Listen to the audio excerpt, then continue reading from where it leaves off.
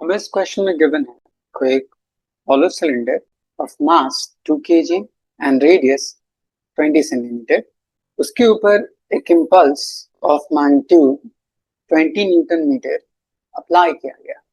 इस इम्पल्स की वजह से उस हॉलो सिलेंडर के एंगुलर स्पीड में कितना चेंज आएगा हमें कैलकुलेट करनी है।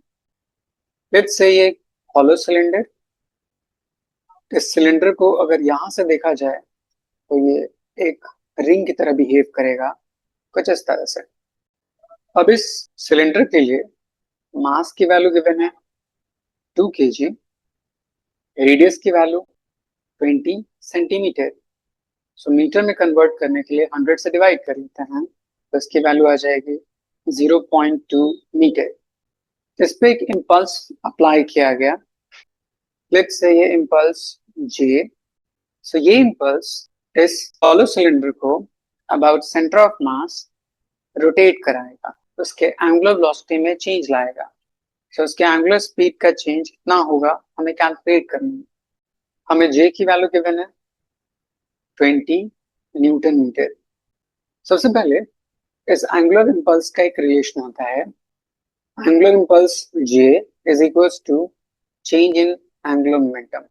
Angular momentum simply moment of inertia multiplied by angular velocity.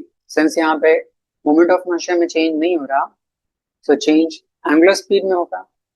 We can write moment of inertia multiplied by change in angular speed is equals to angular impulse.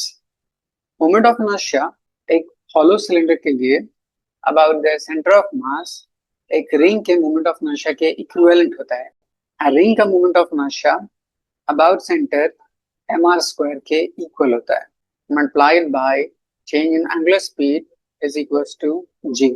हमें calculate करना था delta omega, उसकी value कितनी होगी। M R square यहाँ multiply में, उससे आ जाएगा डिवाइड में। Delta omega equals to J divide by M times R square. सारी वैल्यूज को इस फॉर्मूले में सब्स्टिट्यूट कर लेते हैं। Change in angular speed is equals to J, उसकी value 20 divide by M, mass की वैल्यू 2 मल्टीप्लाइड बाय रेडियस 0.2 उसका स्क्वायर। 2 से 20 कैंसिल आउट 10 टाइम्स में, 0.2 उसका स्क्वायर 0.04, तो ये वैल्यू हो जाएगी 10 divide by 0.04।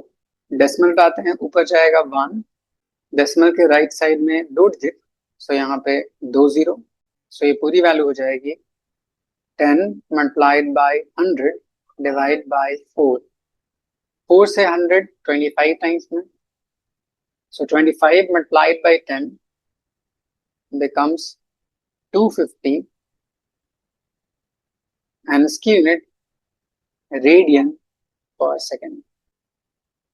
Option 3 is correct.